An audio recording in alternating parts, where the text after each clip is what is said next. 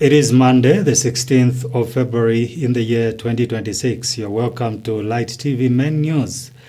Today's quote, faith does not make things easy, it only makes them possible and known. The headlines. NGOCC welcomes President Hichilema's call to end child marriage. Late coming punishable, but sending pupils home banned. Armed robbers steal 181,000 kwacha at Shinde Stadium.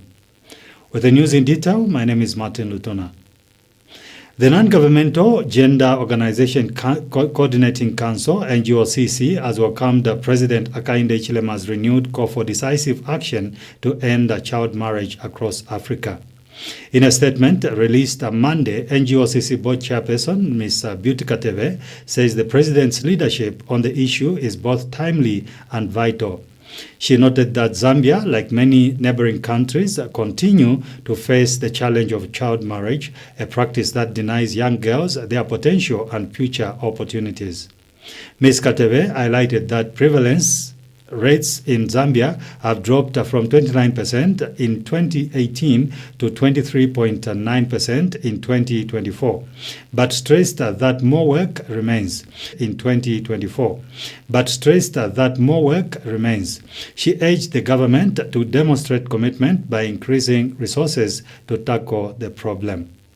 She called for the 2027 national budget to prioritize interventions in areas heavily affected by child marriage, support social behavioral change programs, improve reporting, fund remedial actions, and strengthen existing mechanisms nationwide. Home Affairs and Internal Security Minister Jack Mwimbu has challenged the Zambia Correctional Service to lead efforts in promoting agricultural diversification across the country. Speaking at the 2026 Senior Officers Conference in Chilanga District, Minister Mwimbu said diversified farming will support sustainable practices, improve land use, protect ecosystems, and generate surplus food product to boost the national economy. He called on the conference to deliver clear policy resolutions with defined timelines and stronger accountability systems.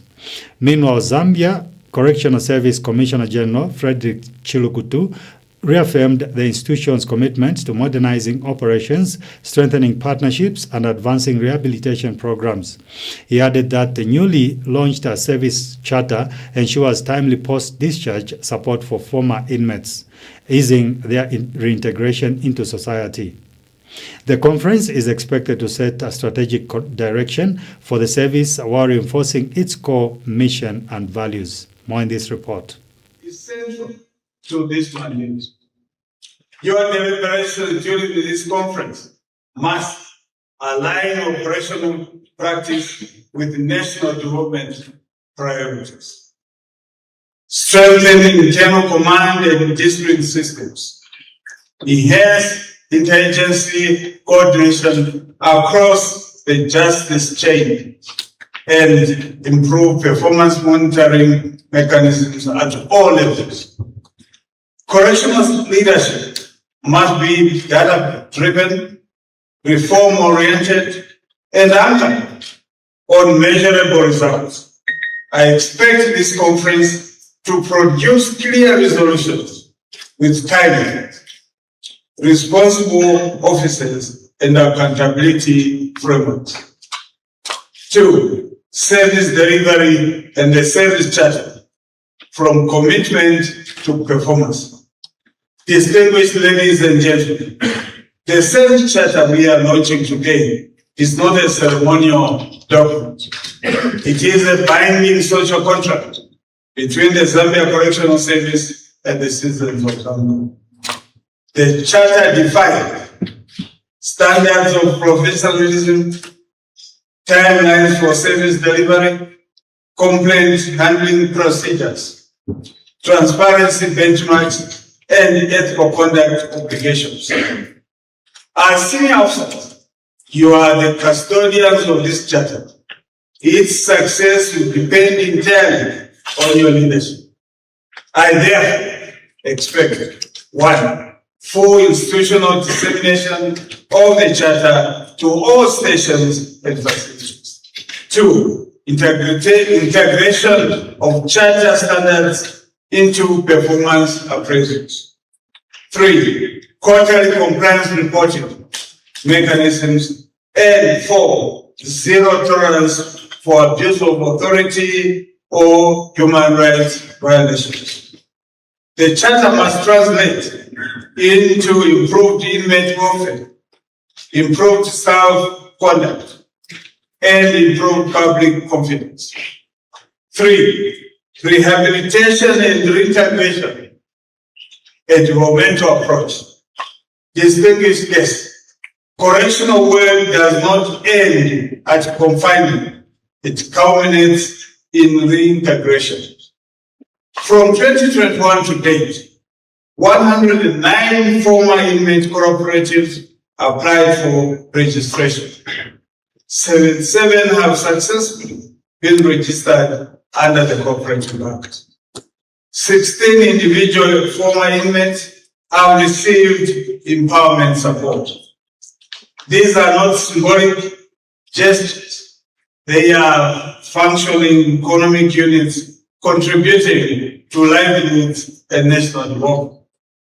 The Copperbelt Provincial Administration has welcomed Zambia Information and Communication Technology Authority ZICTA Director General Collins Imbulo and his management team for a courtesy call in Ndola.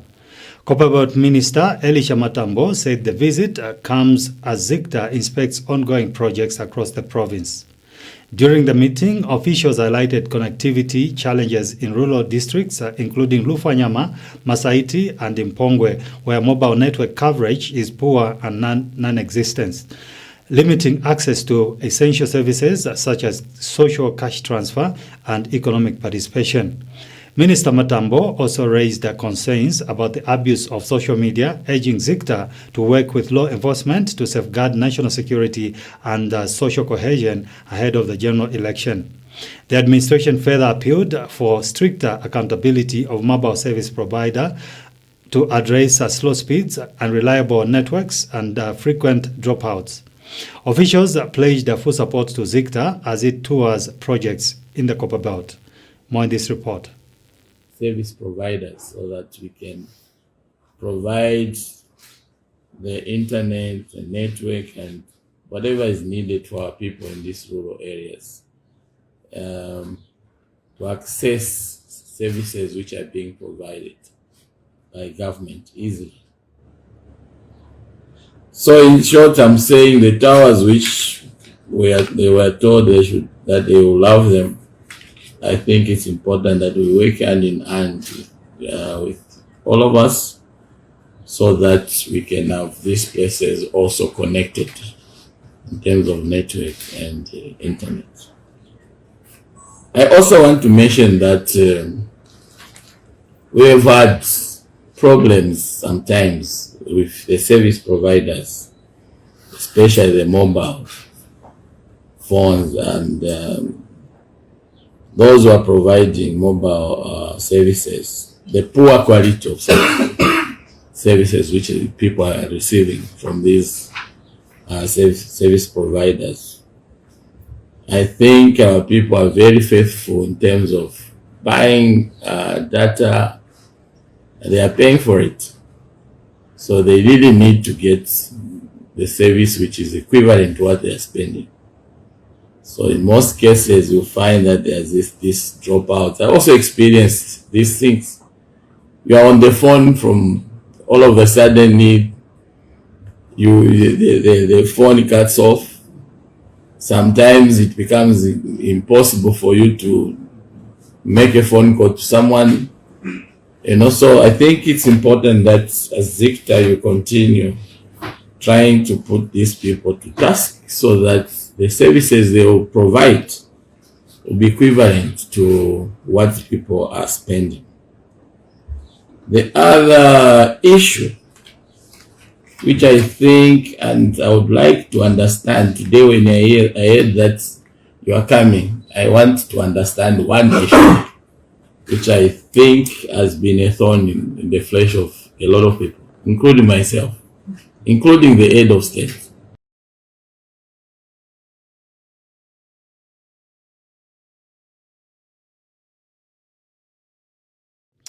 On a sad note, tragedy has hit at the police station in Mukushi today as Zambia Police Service confirms the death of one of its own, a suspected shooting incident. Constable Lista Chua, 26, stationed at Tazara Police Station, was found critically injured inside the station on February 15, 2026, and later pronounced dead at Mukushi District Hospital. Public Relations Officer Godfrey Chilavi says preliminary investigations show Constable Chua was on duty with a colleague when he collected an AK-47 service rifle from the front desk. Shortly after, his colleague stepped into another office. 2 shots were heard from the rear section of the station. Officers discovered Constable Chua lying in a pool of blood with a firearm beside him. Having sustained a gunshot wound to the lower jaw, he was rushed to hospital but could not be saved. Initial findings suggest the incident may have been a suicide, though authorities stress that a full investigation is underway to determine the exact circumstances surrounding his death. His body has been deposited at the hospital mortuary, where a post-mortem examination will be conducted. The Zambia Police Service has extended its deepest condolences to the family, friends, and colleagues of Constable Chua. Police say updates will be provided as the investigation progresses. We wish the best to the family of Constable Chua. More in this report. We'll take a break for now. I'll be back with you on the other side. Stay tuned.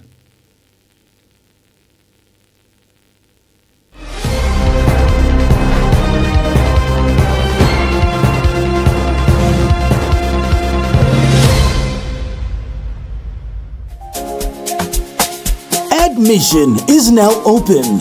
Are you looking for a nurturing environment that fosters academic excellence, creativity, and personal growth for your children? Look no further than Christ Life School. Our dedicated team of educators and staff are committed to providing a world-class education that prepares students for success in an ever-changing world. With a focus on holistic development, we offer a range of programs and activities that cater to the unique needs and interests of each student. Why choose Christ Life School? We have experienced and passionate teachers, state-of-the-art facilities and resources, personalized attention and support, opportunities of extracurricular activities and talent development, strong emphasis on values and character development. So there you go.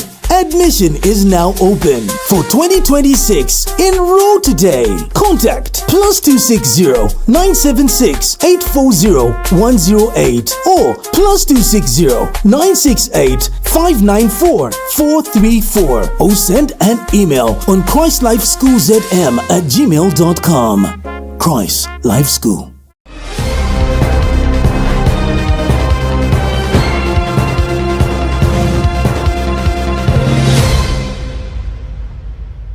Thank you for staying tuned. We'll take the story back, the one that concerns police officer dying.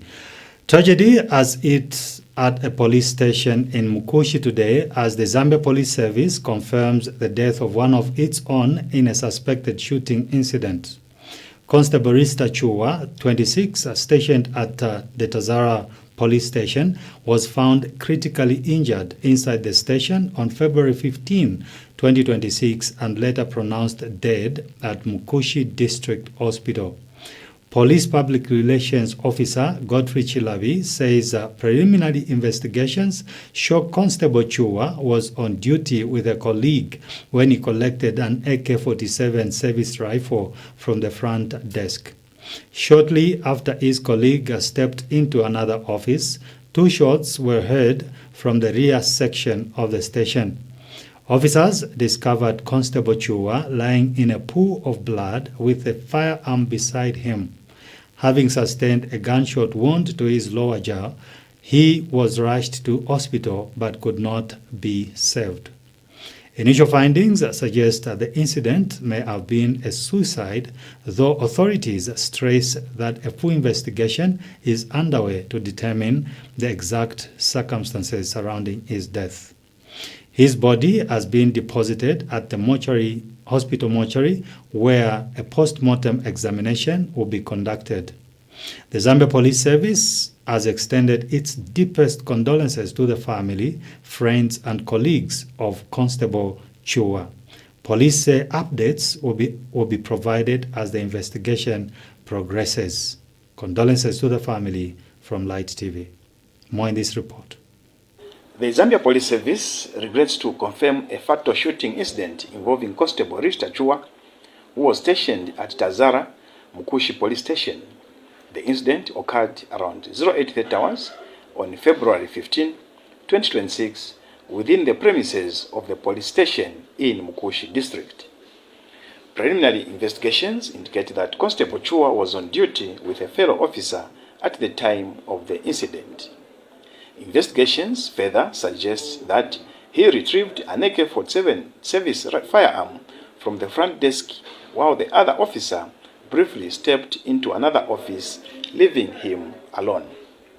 Shortly afterwards, 2 gunshots were heard from the rear section of the offices. When officers checked, Constable Chua was found lying on the ground in a pool of blood with the service firearm beside him. He had sustained a gunshot wound to his lower jaw. He was rushed to Mukushi District Hospital, where he was pronounced dead on arrival. Initial findings suggest that the incident is suspected to be a case of suicide. However, a full investigation is underway to establish the exact circumstances. The body has been deposited in the hospital mortuary pending a post-mortem examination. The Zambia Police Service extends its deepest condolences to the family, friends, and colleagues of the deceased officer during this difficult time. Further updates will be provided as the investigation progresses. Thank you. The Ministry of Education has clarified its policy on learners reporting late for school. Permanent Secretary for Education Services, Dr. Kelvin Mambwe, says that punctuality is non-negotiable, reflecting discipline, responsibility, and respect. Late coming is considered an offense, but sending learners home as punishment is against ministry guidelines, as it denies them learning time. Dr. Mambwe also reminded teachers that corporal punishment is strictly prohibited, urging schools to adopt constructive disciplinary approaches that encourage reflection and personal growth. Parents are encouraged to support learners by ensuring they report on time, reinforcing discipline and responsible citizenship. More in this report. The government has reaffirmed its commitment to quality health care through the Zambia Flying Doctor Service. Today, Information and Media Permanent Secretary Tabo Kawana oversaw the evacuation of musician David Banda, popularly known as General Ozzy, and a colleague from Monze to Lusaka following a serious road accident. The Flying Doctor Service provides timely medical evacuation for all citizens, regardless of location, and is currently assisting patients from Kapirimposhi and Kawe. Recent additions, including a new helicopter, have boosted its capacity to reach remote areas. Meanwhile, General Ozzy sustained fractured ribs and is undergoing a full CT scan to check for initial internal injuries. He remains under close supervision and no visitors are allowed. The accident tragically claimed the life of a police officer. The Zambia Association of Musicians says it is in constant contact with the family and medical team, urging fans to continue sending prayers. More in this report. It gives the impression that such services are only according to public figures, but they are according to every citizen. Today alone, the Flying Doctor are evacuating the Kodori twins from Kapirimposhi. They are also evacuating another patient from Kabwe, as well. So you've seen that since coming in of this government, we have empowered the flying doctor services by acquiring more aircraft. The helicopter is among the latest additions, and we have another fixed wing that was added on. And all these are made to ensure that our citizens that are in far-flung areas and stuck in areas that will require evacuation, the flying doctor services is able to evacuate. I had just arrived in the country, and a few hours later I was informed of the tragic road accident in Monze, and I traveled to the Monze to also render public support, and I found they were still in shock, and from the very day that the accident happened, we've seen how they have been. The Department of Immigration in Lusaka has apprehended 349 people during a citywide cleanup operation on 15th February 2026. Those arrested included 209 claiming Zambian citizenship, 87 Burundians, 45 Congolese, 3 Tanzanians, 3 of unknown nationalities, 1 Indian and 1 Ugandan. After verification, 212 people were released, including all Zambians and a few foreign nationals who proved their legal status. 27 women are set to report to immigration headquarters for further checks. The remaining 110 individuals remain in detention pending additional screening. Chief Public Relations Officer Mr. Namati Nshika reminded the public that Zambia welcomes foreigners, but all must have valid documentation and comply with immigration laws. Authorities say cleanup operations will continue across the country to ensure compliance and curb illegal immigration. Eastern Province Minister Mr. Peter Simon Phiri expects his Nsefu farm to produce between 2,000 and 3,000 bags of maize this season. Mr. Phiri says more than 25 hectares of maize are performing well despite some damage caused by Cyclone Gezani. He adds that this year's harvest is likely to surpass last year's yield. The minister has encouraged small-scale farmers to remain productive and has pledged that the council will procure solar fences to address human-wildlife conflict and protect crops. He also highlighted his sunflower and cowpea fields, goat rearing projects, and plans to venture into pig farming, urging farmers to ensure food security for every household. More in this report. This is Honorable Peter Phiri, Provincial Minister, Eastern Province, MP for Malambo constituency. Today, Sunday, I took time to go and visit my small holding in Nsefu area, where I went to check on my little farm, where we are doing some maize and sunflower. So far, so good. God has been on our side. The rains are doing fine. And what you see behind me is the maize that we have done. We've done not less than 25 hectares, and all the areas are doing very fine. And we had some backlashes through the Cyclone Gezani, which at least brought down some of the maize cobs. But so far, so good. Everything is going on well. And I would also want just to encourage our small scale farmers in our villages. And I know this year there will be a very good bumper harvest, more than last farming season. And our local residents, they've done well.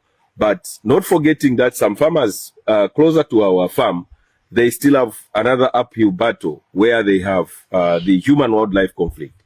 But I would want to urge our people that we are working on that one. Tomorrow, Monday, I'll be meeting the council to make sure that we procure the solar fences we put for our people. Because a family without food receives no respect at all. So we want to make sure that every family has got something to eat. And we forget about the price of mealie meal. I know it is not easy to grow maize, but slowly we can do it. At least each family should have a hectare, a lima, an acre to grow, so that we don't talk about the mealie meal price. So this is what we are doing in Nsefu area, and this is our maize that we have. And on the other side of the farm, we are doing sunflower, and we are also doing some little cowpeas, so to use as our relish as we live on this long journey of farming. This is a little equipment that we are using for tilting our land. And the man in the picture is the farm manager, the one who has been managing my little holding by the name of Dangote. He calls himself Dangote. And this is our maize sheller that we use to shell the maize when we harvest. So we are here in Isefu, not in any other place. So things are not all that bad. We are okay. The maize is doing very fine. Hopefully. We thank God for the rains. We'll take a commercial break. On the other side, you join me with sports and international news. Stay tuned.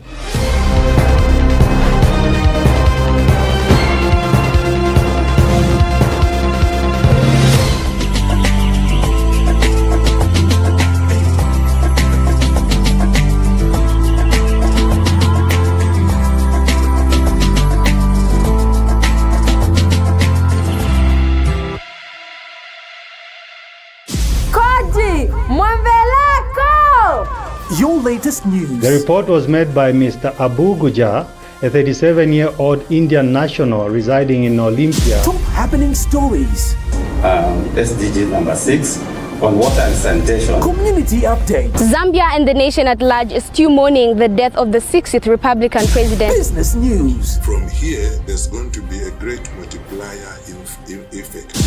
On the sport crossovers. Of awaiting that the body would come back. Kaji Mwambelako! And a very good race, and we as a country are very proud of the works that he has done. Kodi Mwambelako!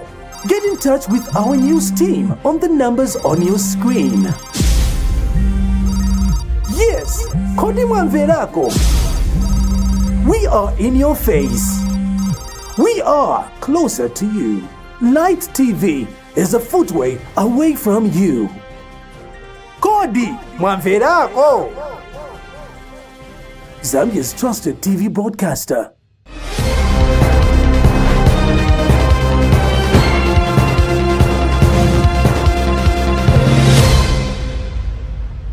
Thank you so much for still staying with us. We continue with the news. In sports, a shocking armed robbery occurred at Shinde Stadium during Sunday's Week 20 clash between Mighty Mufrila Wanderers and Changa Rangers. The club says the incident happened around 6 p.m. at their secretariat. Armed robbers held staff at gunpoint and made off with 181,000 kwacha cash from the day's gate takings. In the chaos, the assailants also hijacked a Toyota Harrier registration AIF 4314 belonging to the club's logistics manager, Mr. Patrick Mwanza. The vehicle was meant to transport the cash to Mopani security. Gunshots were fired to scare off bystanders before the suspects fled. Police launched an immediate manhunt. The vehicle was later recovered, but the robbers escaped with the cash.